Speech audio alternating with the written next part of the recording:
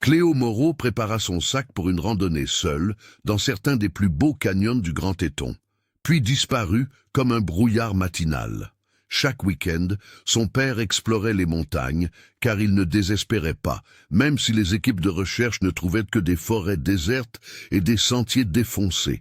Mais près d'un an plus tard, alors qu'il étudiait les aigles royaux, un garde forestier fit une découverte sur une étroite corniche qui allait bouleverser toutes les espérances des enquêteurs et leur révéler un cauchemar caché dans les plus belles montagnes d'Amérique. Les Grands Tétons ne cèdent pas. Ils surgissent soudain du fond de la vallée de Jackson Hole, une formation rocheuse accidentée se détachant sur le ciel du Wyoming. Ils ne présentent aucune pente pour faciliter l'ascension. Ils sont là, vieux, vifs et totalement indifférents. Depuis des siècles, on y vient pour se tester, trouver du réconfort ou admirer sa beauté naturelle. Une jeune femme nommée Claire Moreau est venue pour ces 3 raisons à l'été 2023. Tout le monde la connaissait sous le nom de Cléo, mais Claire avait 24 ans. Elle se déplaçait avec l'aisance tranquille de quelqu'un qui avait passé plus de temps dans la nature que dans des pièces bondées. Elle avait emménagé à Jackson 1 an auparavant. Abandonnant une brillante mais insatisfaisante carrière de graphiste pour un petit appartement, un emploi à temps partiel dans un magasin d'articles de sport local et une vue sur les montagnes qui l'avaient toujours intéressé. Sa chambre témoignait de son amour pour son métier.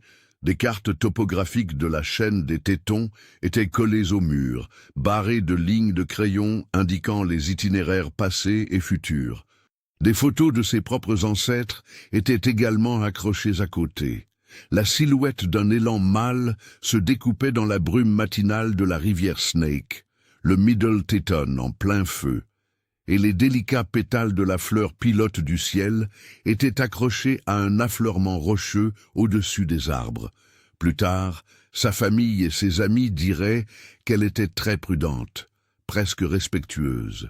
Elle n'aimait pas prendre de risques, ni rechercher les sensations fortes. La nature sauvage et l'art étaient 2 choses qu'elle adorait. Il était clair qu'elle aimait la montagne. Elle savait que cela exigeait de la planification, de l'humilité et une grande conscience de ses propres limites. Elle randonnait seule depuis longtemps et aimait être seule dans les bois. Là, les seuls bruits étaient le vent, sa propre respiration et les tremblements de l'appareil photo. Elle aimait cet appareil, un Nikon D750, plus que tout ce qu'elle possédait. Il l'aidait à concrétiser les sentiments profonds que la forêt lui procurait. Depuis des semaines, elle planifiait seule son plus grand voyage, Canyon Loop, une randonnée de 4 jours et 3 nuits le long de l'effrayante cascade de Paintbrush Canyon. C était un sentier téton classique, mais très difficile. Il s'étendait sur une 30aine de kilomètres de collines escarpées et de crêtes exposées offrant des vues imprenables. Pour Cléo, C était bien plus qu'une simple promenade. Ce fut un cheminement de foi.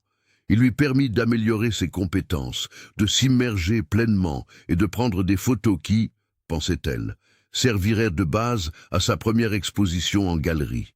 Chloé, la colocataire de Cléo, se souviendrait plus tard comment elle étalait ses cartes sur le sol du salon et traçait son chemin du doigt, le visage éclairé par une lampe frontale. L'expression de Cléo exprimait une joie intense. Chloé a dit qu'elle cherchait le plus beau lever de soleil sur Téton. Elle pensait qu'en prenant de la hauteur à Paintbrush Divide au bon moment, elle pourrait prendre une photo que personne d'autre n'avait. Les jours précédant son départ, elle a suivi une routine tranquille pour se préparer. Hélène, sa mère, a déclaré plus tard à la police qu'elle se souvenait de leur dernier appel vidéo. Cléo était toute excitée en montrant son équipement bien rangé, étalé sur le sol de son appartement. Il y avait son sac à dos Osprey, le tissu bleu usé à tous les endroits nécessaires, son petit réchaud, sa tente légère et son sac de couchage en duvet. La femme exhiba son téléphone satellite, un Garmin, et dit qu'elle enverrait des SMS de nouvelles chaque soir. Hélène raconta l'histoire, la voix chargée d'un chagrin renouvelé. Elle était si prête, si responsable. Elle mit sa nourriture dans des sacs Ziploc et étiqueta chacun d'eux avec le jour de la fête. Elle avait des piles de rechange pour son appareil photo, une trousse de premiers secours et un filtre à eau. Rien ne lui manquait. Cette nature prudente et cette compétence profonde rendraient plus tard son absence si difficile à comprendre. D'habitude, elle ne commettrait pas une simple erreur. Le vendredi 12 août 2023, tôt le matin, la Subaru argentée de Cléo s'est garée sur le parking bondé au pied du lac String. L'air était vif et frais, et il y avait une odeur de pin et de terre humide. Le ciel était clair et d'un bleu éclatant. La journée était magnifique.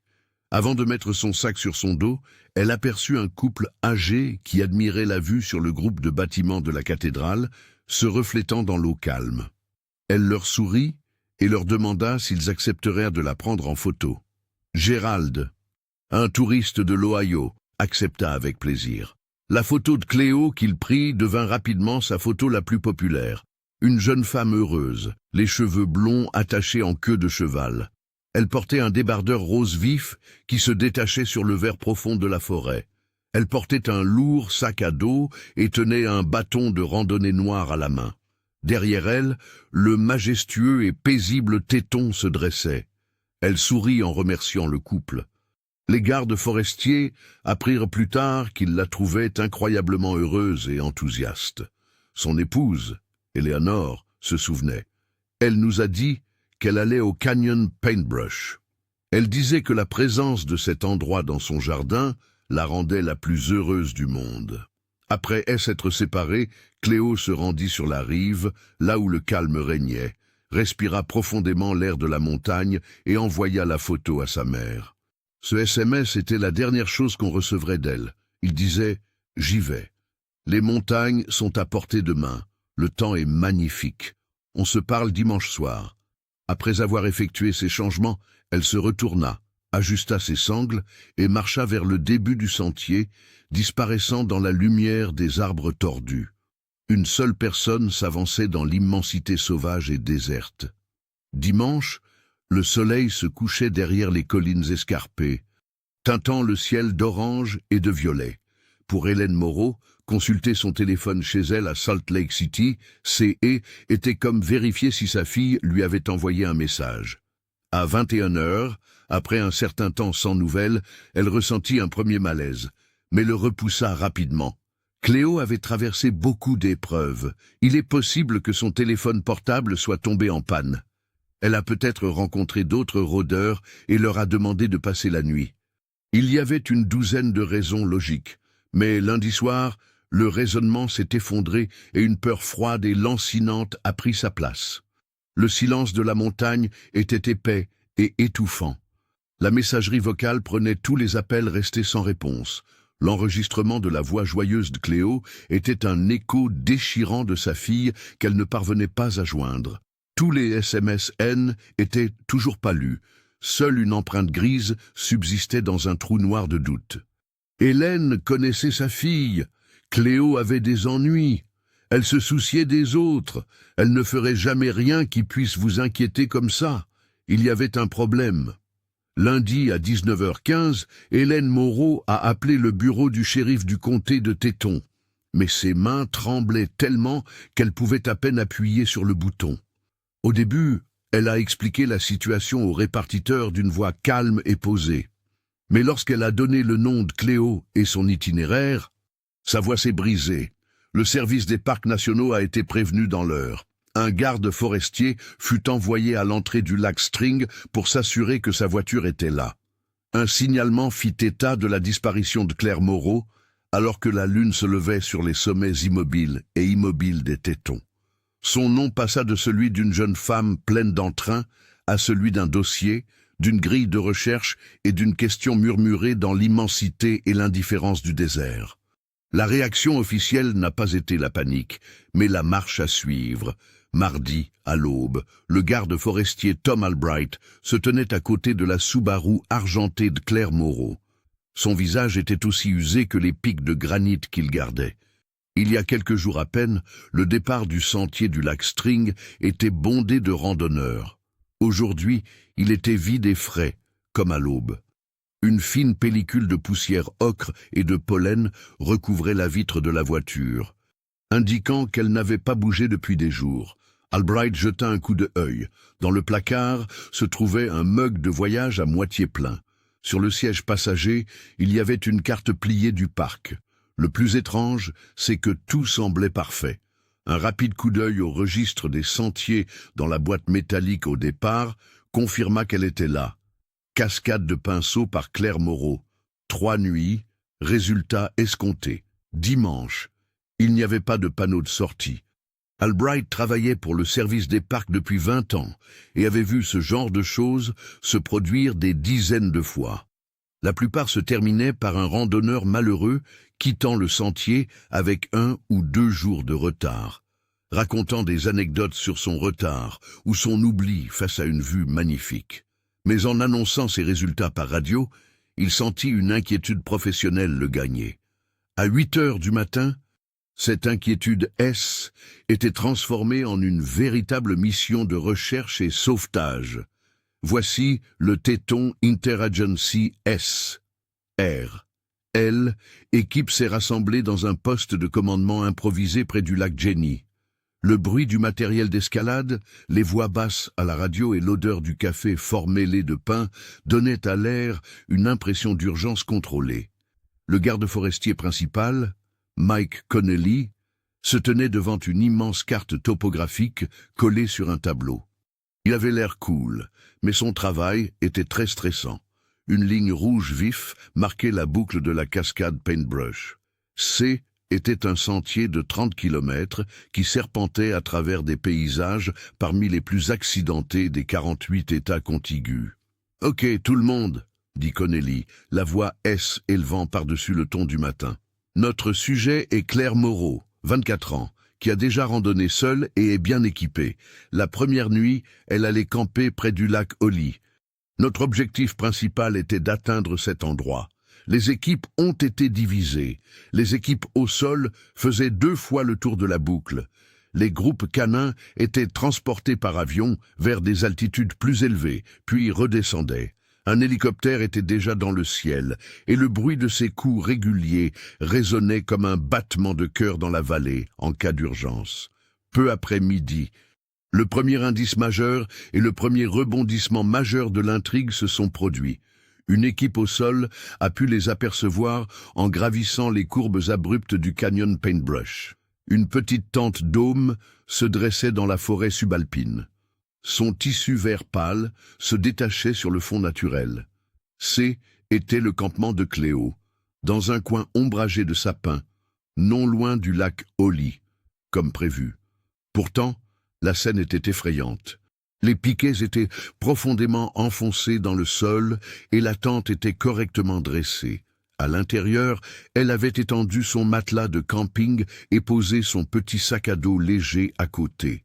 Un tube de crème solaire, une bouteille d'eau vide et le papier d'une barre protéinée étaient tout ce qu'il y avait à l'intérieur.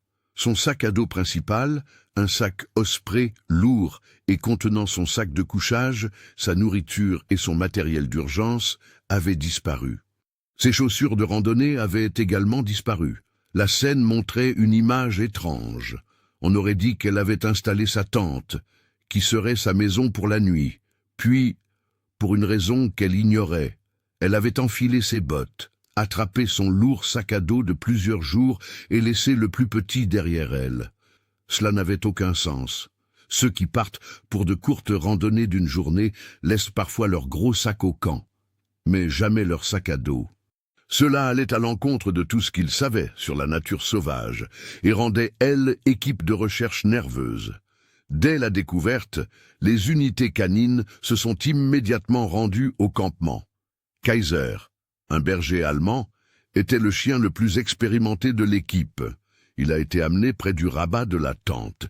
Il a reniflé le sol un instant, puis a poussé un gémissement sourd et s'est enfui. Son maître a dû courir pour le suivre.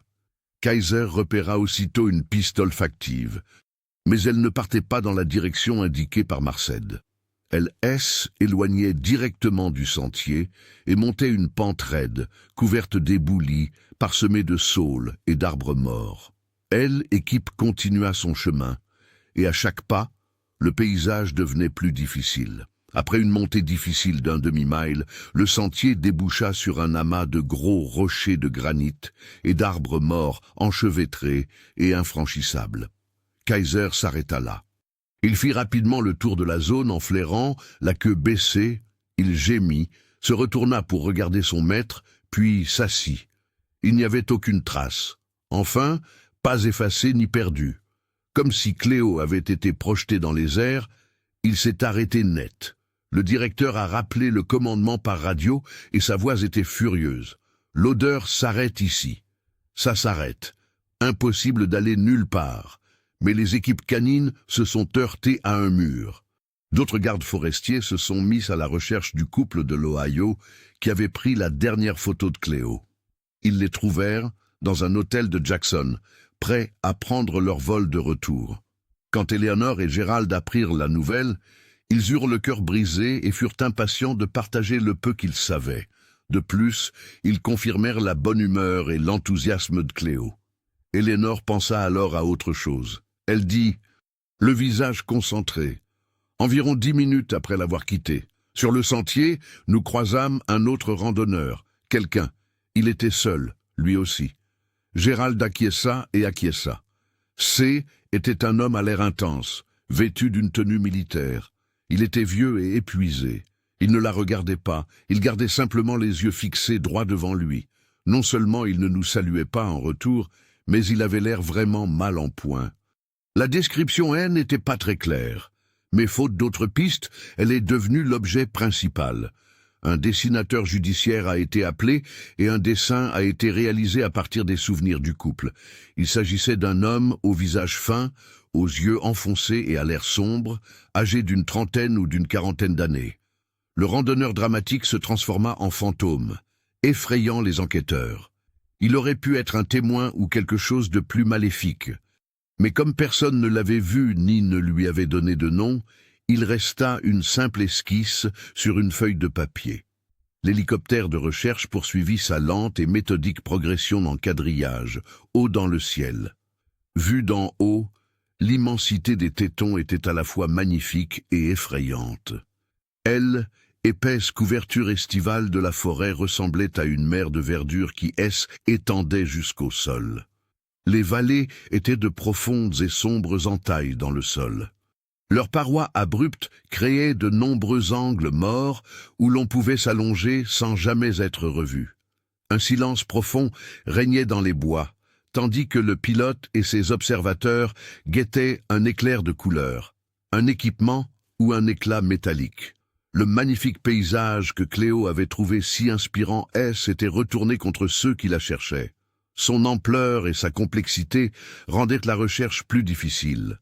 Le 5e jour fut le coup de grâce de la première tentative de recherche. Le ciel bleu clair du début de semaine avait disparu. À sa place, un ciel nuageux gris-violet venu de l'ouest était formé. La température baissa. Le tonnerre grondait au loin dans les canyons et se rapprochait de plus en plus, jusqu'à ce que l'orage éclate dans un fracas effrayant. Des éclairs traversèrent le ciel comme une toile d'araignée, et des trombes d'eau froide et battante s'abattirent violemment sur les collines. Les recherches ont été interrompues pour assurer la sécurité des ouvriers. Personne n'est resté sur le terrain pendant 36 heures pénibles, alors que la tempête faisait rage. L'inondation a eu des conséquences pour tout le monde.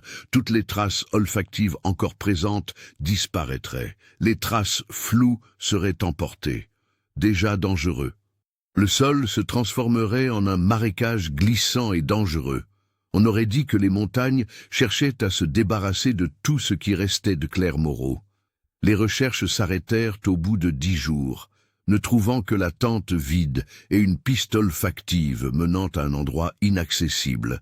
Les ressources humaines et financières disponibles étaient épuisées.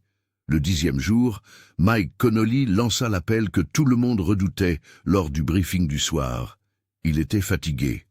Les recherches intensives étaient suspendues.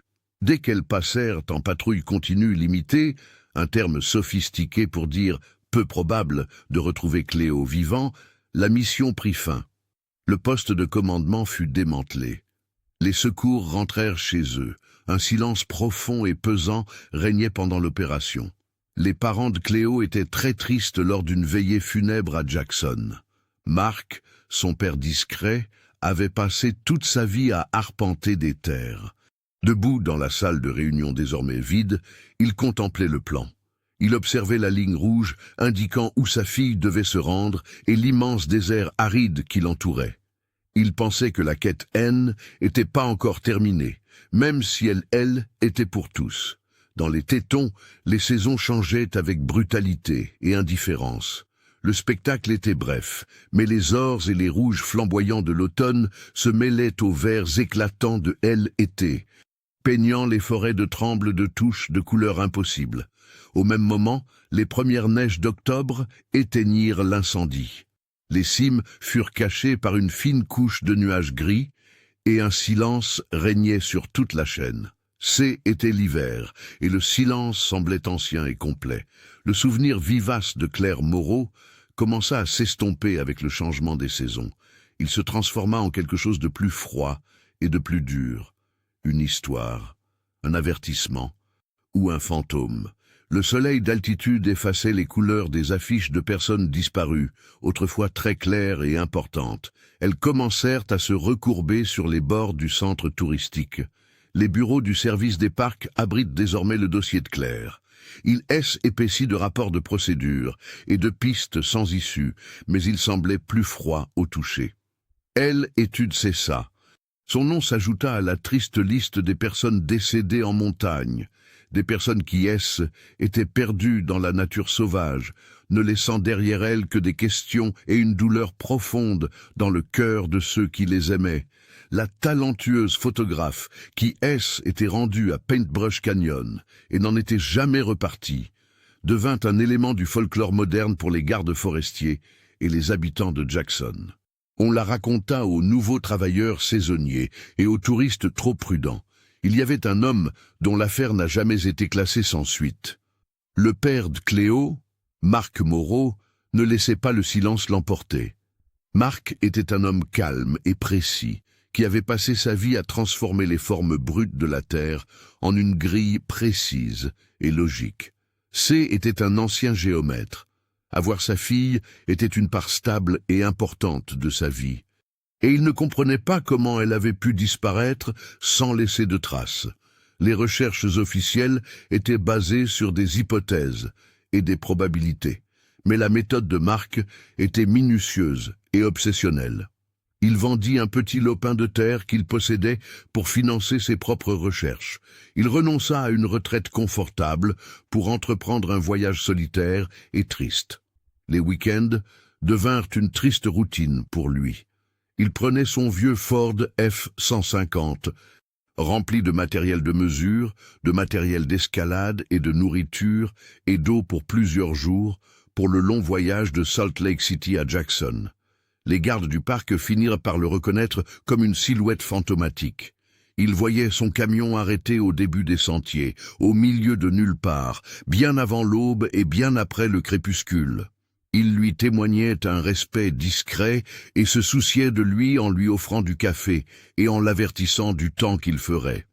Il savait qu'il cherchait un fantôme, mais il voyait aussi dans sa quête le refus d'un père d'abandonner. Il ne se contentait pas d'errer. Il surmontait sa tristesse grâce à la discipline de son travail. Il réalisait ses propres cartes topographiques détaillées en combinant données géologiques et images satellites. Ces cartes divisaient l'immense désert en petites sections faciles à gérer. Il fouillait minutieusement une petite case de sa grille. Un drainage abrupt ou un bosquet d'arbres pendant des jours, même si les enquêteurs officiels ne l'avaient peut-être observé que brièvement d'en haut. Il cherchait quelque chose qui ne correspondait pas au modèle naturel, comme un trou dans le sol ou un morceau de tissu coloré. Il ne trouvait rien, mais sa détermination se renforçait à chaque case vide qu'il cochait sur sa carte. Il n'était plus important de retrouver Cléo vivante. Il s'agissait de la ramener chez elle. Dans le monde numérique, une quête d'un autre genre se déroulait tandis que Mark Moreau scrutait le sol immobile et gelé. L'affaire Cléo a été évoqué et débattu à maintes reprises sur les forums Reddit consacrés aux crimes réels et sur les groupes de randonnée en pleine nature. Des détectives du web ou détectives de salons du monde entier ont examiné chaque détail. L'hypothèse d'un simple et terrible accident était la plus répandue et celle qui plaisait le plus aux autorités. Elle trébucha sur une pierre et tomba d'un rebord. Son corps fut retrouvé dans un endroit invisible. Une profonde fissure, une zone avec beaucoup de buissons, un endroit que les chasseurs avaient manqué. D'autres, voulant rendre l'histoire plus palpitante, avancèrent l'hypothèse d'une attaque animale. Ils pensaient qu'un grizzly ou un puma avait peut-être bondi sur un randonneur seul. Mais comme il n'y avait ni sang, ni vêtements déchirés, ni traînée sur marque à son campement, cette idée était difficile à croire pour la plupart des gens. Une histoire plus complexe psychologiquement a également émergé. Cléo avait décidé de disparaître. Les enquêteurs ont montré des passages de ses écrits, partagés par sa famille en désespoir de cause. Ces passages évoquaient son besoin d'intimité et son sentiment de déconnexion avec son ancienne vie. Ils ont transformé son amour du plein air en un désir de quitter la société, donnant l'impression qu'elle avait planifié sa propre disparition. Le fil conducteur de cette histoire, en revanche, était ce qui la rendait particulièrement intéressante. Les internautes ont fait de ce randonneur acharné, cet homme au visage mince et au sac à dos militaire, un personnage central de leur récit sur l'affaire. On l'appelait le fantôme de Téton et le John Doe de Cascade Creek. Il était comme un tableau blanc sur lequel 1000 histoires sombres pouvaient être projetées, car il n'avait ni nom ni preuve. Était-il un harceleur qui poursuivait des marcheuses seules? Avait-il suivi Cléo depuis le début du sentier? Comme personne ne savait ce qui s'était passé, les suppositions étaient nombreuses, et l'inconnu devint un fantôme célèbre des Tétons. Il n'y eut plus rien pendant des mois. Marc continua à chercher seul. Les débats sur les forums web ont continué à tourner en rond. Puis, fin août 2024, un grand pas en avant a été franchi, ou du moins, ce qui semblait être le cas. Dans une zone rurale de Cascade Creek, à plusieurs kilomètres en aval de la zone de recherche principale, un pêcheur à la mouche a aperçu quelque chose qui brillait sous l'eau, coincé entre deux gros rochers. Il s'est mouillé les pieds et l'a sorti. Il s'agissait d'un bâton de randonnée noir qui fuyait. La poignée était usée et la pointe rayée. Il savait que la marque était un choix haut de gamme réputé pour les randonneurs aguerris, et se souvenait des affiches du photographe disparu. Il informa donc le service des parcs de sa découverte. Cette découverte provoqua un bref choc électrique dans l'affaire non résolue. Les enquêteurs confirmèrent que le bâton était bien du même modèle et de la même marque que ceux vus sur la dernière photo de Cléo. Ses parents en furent informés. Cela leur fit mal de voir renaître leurs espoirs. Mieux encore, une équipe de recherche spéciale fut envoyée sur place. Mais l'espoir fut de courte durée. Les hydrologues affirmaient que le poteau aurait pu être emporté en aval depuis n'importe quel point des Tétons, en raison de la forte activité du bassin versant. Il aurait pu être déplacé sur des kilomètres par les fortes crues printanières qui l'auraient poussé d'une pente abrupte jusqu'au lit du ruisseau. Était un véritable fragment de la présence de Cléo, un écho déchirant du jour de sa mort. Mais cela ne leur donnait ni nouvelle position, ni nouvelle direction. La pointe ne menait nulle part, tout comme la piste olfactive des chiens. Était un fragment gênant qui ne collait pas, et cela me donnait encore plus l'impression d'un immense vide inconnu. Ils ont révélé un petit secret, mais ils n'ont fait que renforcer le silence autour des autres. était en haute montagne en 2024, et la vie suivait son cours habituel. Dans les champs alpins, les fleurs sauvages s'épanouissaient dans une explosion de couleurs. Les marmottes se prélassent au soleil sur des dalles de granit chaudes et de grands rapaces chevauchent les courants thermiques ascendants, observant attentivement le sol en contrebas. Parmi ces chasseurs volants se trouvait un homme dont l'amour allait briser une année de silence glacial. Le garde forestier David Chen travaillait pour le service des parcs nationaux depuis 15 ans. C était un homme discret qui connaissait bien l'écosystème local, ce qui lui valait un profond respect. Mais sa véritable passion, l'ornithologie, était plus importante pour lui que ses tâches professionnelles. Il était notamment l'un des principaux experts chargés de surveiller la population d'aigles royaux dans l'écosystème de Yellowstone. David cherchait des sites de nidification pour la 11e fois cet été-là, 11 mois après la disparition de Claire Moreau. Pour ce travail, il devait s'enfoncer profondément dans la chaîne des Tétons, loin des sentiers bien entretenus et des panoramas bondés. Il se trouvait dans un bassin isolé de haute altitude, avec de larges pentes de éboulis et des falaises abruptes que peu de gens voient. Il se déplaçait avec l'aisance experte de quelqu'un habitué à la verticalité. Ses lunettes étaient comme le prolongement de ses yeux. Depuis une colline, il observa une falaise voisine, réputée pour ses nids. Grâce à ses puissantes jumelles, il trouva rapidement sa cible, un immense nid tentaculaire fait de branches et de brindilles, perché dangereusement sur une corniche herbeuse, à mi-hauteur d'une paroi rocheuse abrupte. Il s'agissait d'un aigle royal standard, bien connu et impressionnant. Mais en fixant l'image, il vit quelque chose qui l'intéressa. Aux nuances naturelles de brun et de gris du nid s'ajoutaient des touches de couleurs inattendues, comme un éclatant rouge vif et quelque chose, une tache de bleu vif. Sa première pensée fut « déchets ». Le service des parcs devait constamment gérer des déchets humains insouciants qui s'infiltraient même dans les recoins les plus reculés de la forêt.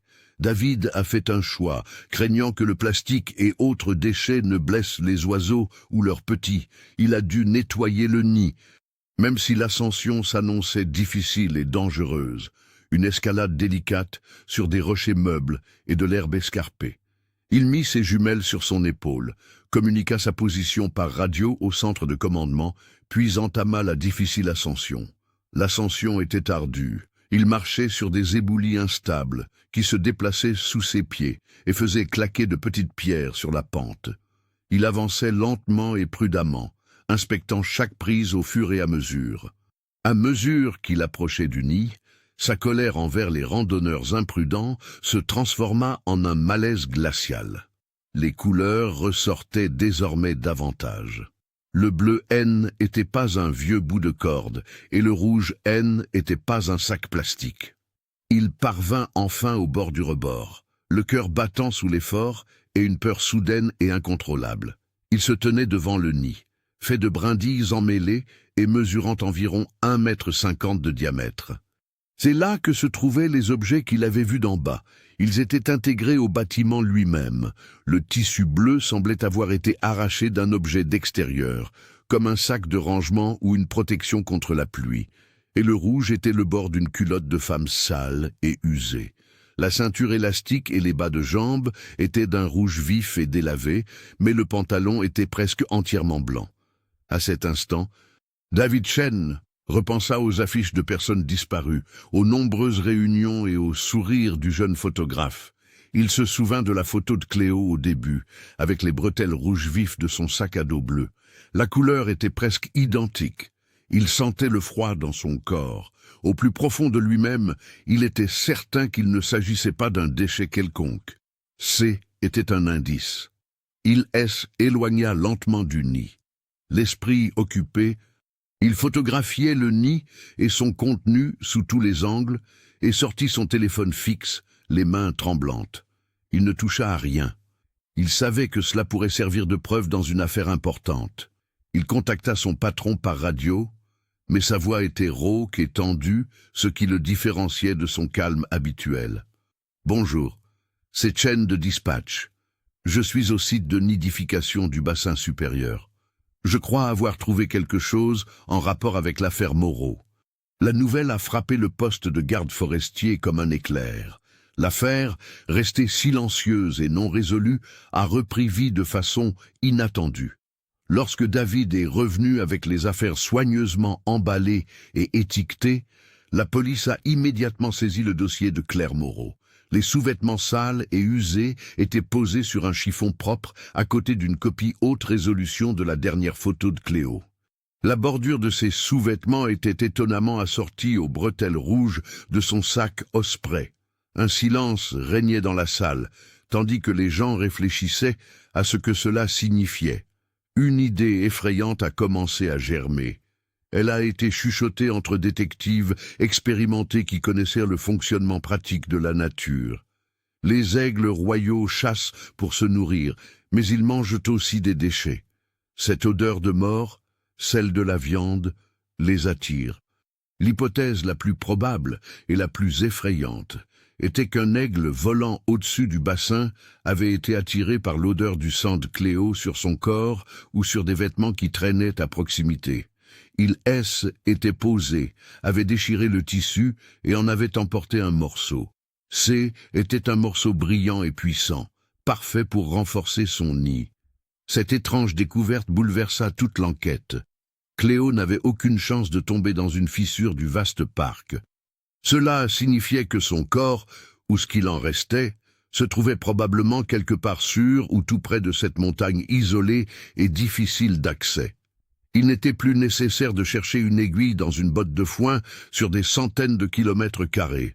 La grille était désormais aussi précise qu'un laser. Le service des parcs autorisait une nouvelle recherche très précise, fondée sur le désir naturel de l'aigle de construire un nid.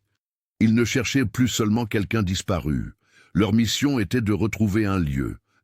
Étincelle ne venait ni des humains ni de la technologie, mais de l'instinct ancestral de chasseur d'un oiseau. Tel un témoin silencieux, l'oiseau rapportait une parole des morts au monde des vivants. Les premiers jours de la nouvelle recherche furent très sérieux et précis, très différents des grandes recherches pleines d'espoir qui avaient eu lieu auparavant. Ce N n'était pas un plan pour sauver des vies. Ça s'est bien passé. Un groupe d'experts aux compétences spécifiques a été constitué. Leurs connaissances ont été mises à profit lorsque le pire a été anticipé. Des experts médico-légaux de l'Université du Wyoming sont intervenus. Ils ont l'habitude de déchiffrer les histoires à partir d'ossements. Ils ont été rejoints par les meilleures équipes cynophiles de l'État et par des vétérans de la recherche et du sauvetage du comté de Teton. Experts en récupération en plongée. L'équipe fut transportée par avion jusqu'à un point de rassemblement dans le bassin, sous le nid d'aigle. Les rotors de l'hélicoptère créèrent un vent violent et anormal qui souffla sur les alpages.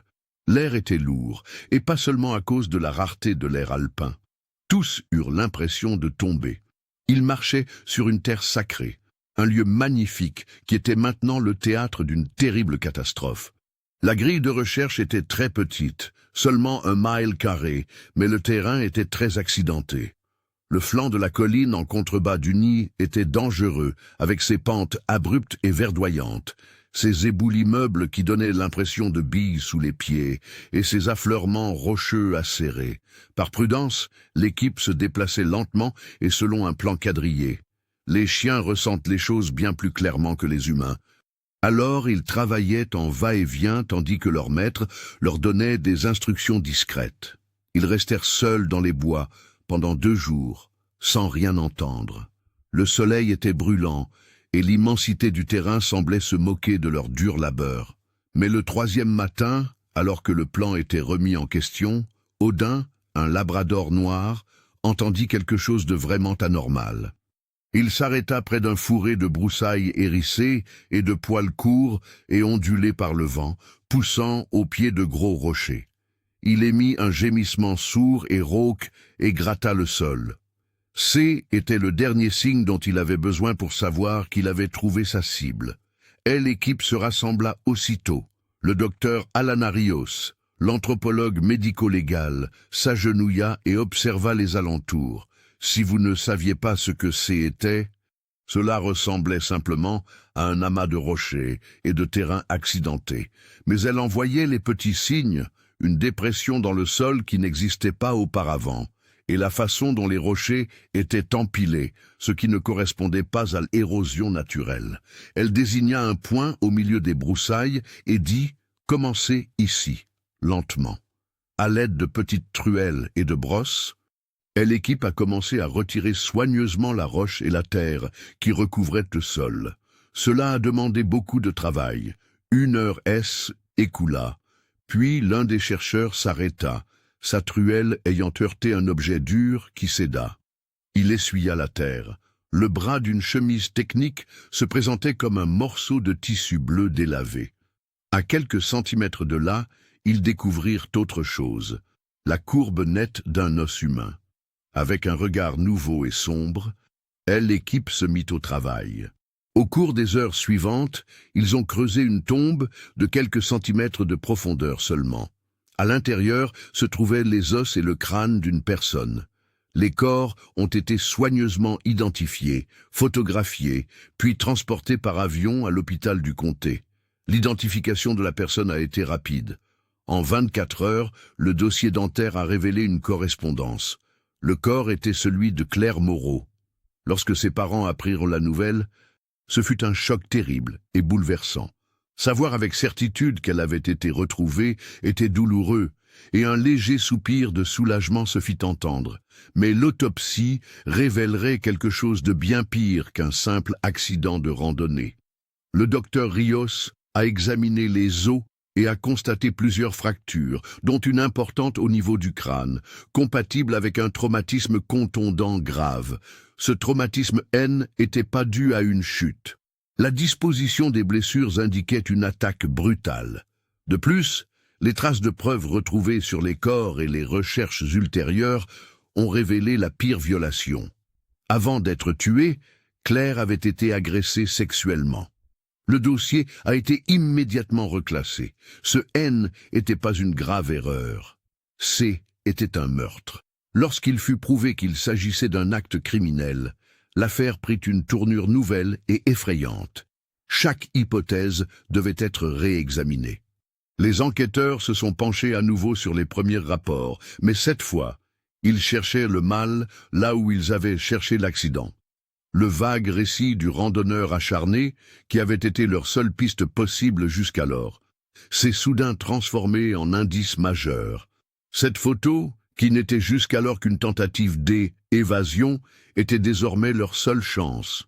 Les médias la retrouvèrent, mais cette fois-ci comme suspect potentiel d'un meurtre brutal, et non comme personne d'intérêt ayant pu voir quelque chose. Les habitants de Jackson et le groupe plus large de détectives en ligne qui suivaient l'affaire de Cléo furent choqués par la nouvelle. Le vague casse-tête était transformé en véritable cauchemar. L'idée géniale venait d'un endroit inattendu. Brenda travaillait à la réception d'un motel bon marché à Pindale, dans le Wyoming, une petite ville d'élevage poussiéreuse située à environ 1 heure au sud de Jackson. Elle avait vu la photo aux informations locales. Elle avait l'impression de savoir ce que c'était en le regardant. Ce visage lui était familier, ses yeux profonds et vides, son air sévère. Elle ne pouvait l'oublier. Elle appela immédiatement la ligne d'assistance du shérif du comté de Teton. Elle leur raconta que l'homme du portrait avait séjourné à son hôtel, été précédent.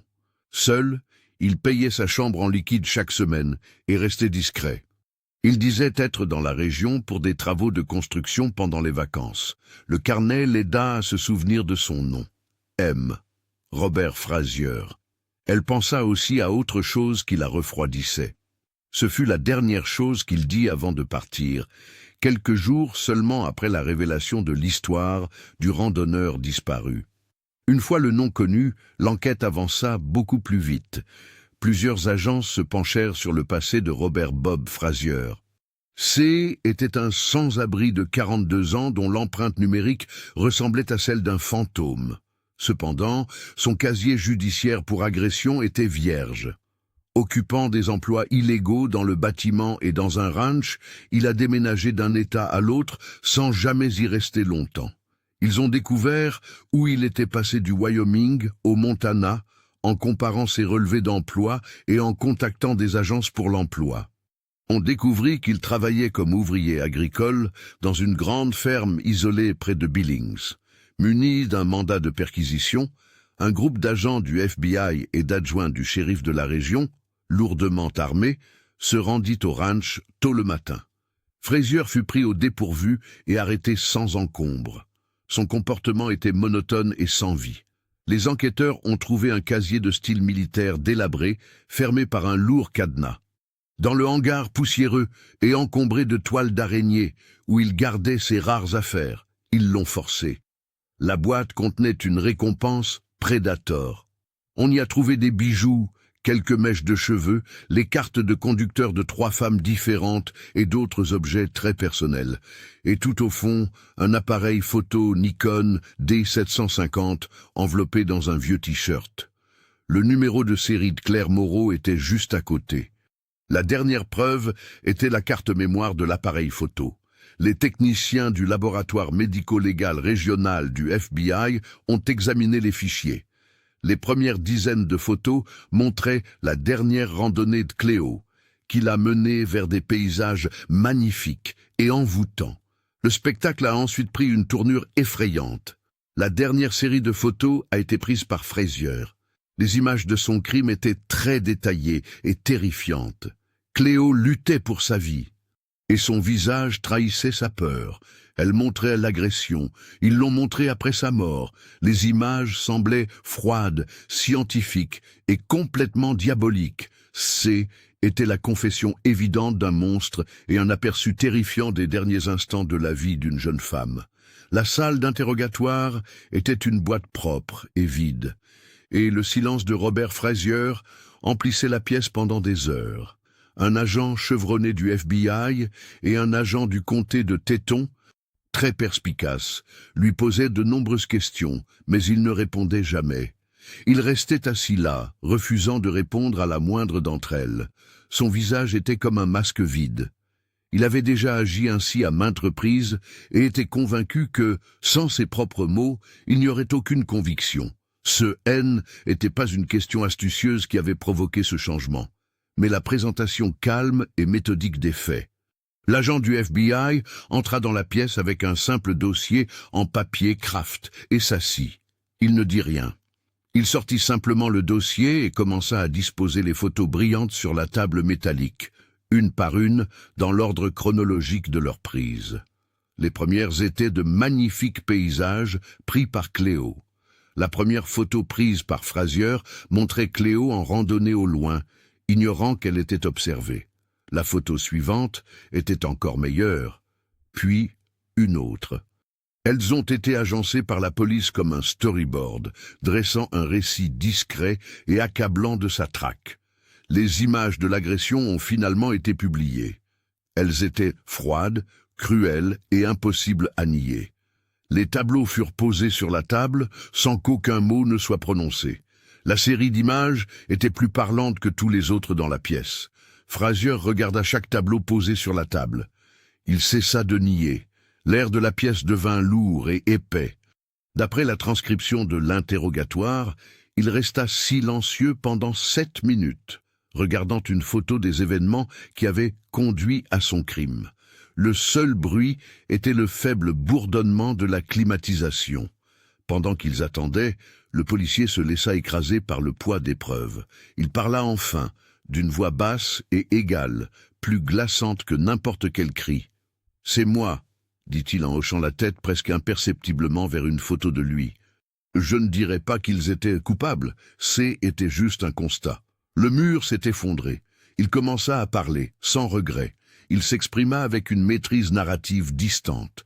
Il dit avoir aperçu Cléo à l'entrée et s'être senti attiré par elle. Il dit qu'il la regardait installer son campement au lac Oli tout en la suivant de loin. Ses réflexes de chasse avaient été développés au fil des ans. Dans un récit froid et précis de l'attaque, il a raconté avoir attendu qu'elle fasse quelques pas hors de sa tente pour aller chercher de l'eau. Lorsqu'on lui a demandé pourquoi il l'avait tuée, sa réponse était dénuée de toute émotion. Il a expliqué qu'elle avait riposté avec une férocité qu'il n'avait pas vue venir, et qu'il l'avait donc tuée pour l'arrêter. Puis il parla prudemment de l'enterrer dans une tombe peu profonde et de lui prendre son appareil photo en souvenir de sa victoire. Il ajouta qu'il sortirait discrètement du parc la nuit. Lorsque le détective lui demanda une raison plus précise, un pourquoi, Frazier les regarda avec un regard vide et sans expression et donna la réponse la plus effrayante de toutes. Elle n'aurait pas dû être seule. Ses aveux ont révélé un passé violent qui le liait à au moins 2 autres randonneurs des Rocheuses, portés disparus sans être retrouvés. Le fantôme avait un nom. Le silence savait quoi dire. C était encore pire que ce que l'on imaginait. L'audience de Robert Fraser fut de courte durée. Les photos horrifiantes prises par Cléo et les aveux détaillés de Fraser contribuèrent à constituer un dossier à la fois solide et choquant. Les habitants de la ville, la presse et les familles des victimes de Fraser étaient tous réunis dans la salle d'audience de Jackson. C était un rassemblement triste. Marc et Hélène, les parents de Cléo, étaient assis au premier rang chaque jour. Leurs visages étaient si tristes qu'on aurait dit que toute la lumière de la pièce s'éteignait. Ça les a profondément blessés d'entendre les médecins parler des derniers instants de leur fille. Aucun parent ne devrait avoir à vivre une telle épreuve. Fraser est resté calme tout du long. Ses yeux étaient vides, faisant de lui un trou noir d'humanité. Les juges n'ont pas réfléchi longtemps. Tous les chefs d'accusation retenus contre lui ont été jugés fondés. Enlèvement, agression sexuelle et meurtre au 1er degré. La voix du juge était lourde de colère lorsqu'il le condamna à la prison à vie sans possibilité de libération conditionnelle. Cela signifiait que l'homme qui hantait les lieux sauvages passerait le reste de sa vie dans une cage d'acier et de béton. Le coffret de Fraser fut retrouvé et il causa des problèmes qui dépassèrent largement les tétons. Outre l'appareil photo de Cléo, on retrouva ses permis de conduire et d'autres effets personnels. Ce furent les clés qui ouvrirent d'autres affaires non résolues. L'un appartenait à une femme de 28 ans, disparue 3 ans auparavant lors d'une randonnée dans les montagnes San Juan du Colorado. L'autre appartenait à une étudiante disparue sur un sentier de la région sauvage de Sawtooth, dans l'Idaho, à l'âge de 22 ans. Elles étaient coincées dans la même impasse douloureuse que les Moreau depuis des années, avec un faible espoir de retour et une profonde peur de l'avenir. Ils savaient désormais quoi faire.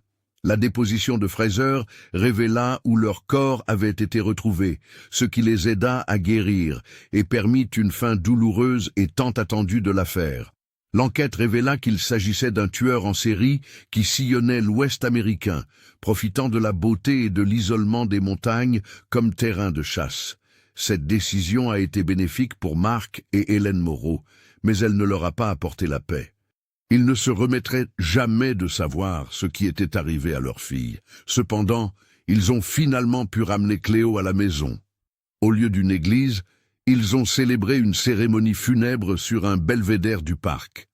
Le groupe de la cathédrale est resté là, silencieux, leur corps de granit se détachant sur le ciel.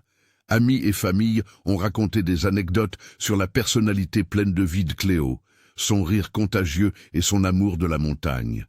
Marc, son père, a pris la parole en dernier. Sa voix, habituellement très basse, était assurée lorsqu'il s'adressait à la foule. Il a parlé des enquêteurs et des équipes de recherche et leur a exprimé sa gratitude. Nombreux étaient ceux qui le considéraient comme un héros, car il n'arrêtait pas de chercher l'enfant chez lui, encore et encore. Mais il a refusé les compliments. Il a dit « J'ai simplement fait ce que tout père aurait fait ». Il a regardé les collines que sa fille avait tant aimées. Mon seul objectif était de retrouver ma petite fille. Après avoir offert à Cléo une sépulture digne et un dernier repos, ils ont entamé le long et pénible chemin du deuil, un chemin sans fin et sans carte. L'affaire Claire Moreau a marqué à jamais les habitants de Jackson et ceux qui recherchent la paix dans la nature. Son histoire est un avertissement effrayant et constant. La nature peut être dangereuse à bien des égards. Il n'est pas toujours nécessaire d'avoir peur de la pluie, de l'automne ou de l'ours. La plus grande menace est parfois celle d'une personne d'apparence normale qui emprunte les mêmes sentiers. L'intimité des bois cache un cœur qui veut faire du mal aux autres. La majesté et la beauté des tétons n'ont pas changé. Les rivières coulent toujours limpides et froides, les sommets captent toujours les premières lueurs de l'aube, et les bois cachent encore de profonds et anciens secrets. Pour ceux qui connaissent l'histoire de Cléo, cependant, la beauté s'accompagne toujours d'un sentiment de danger.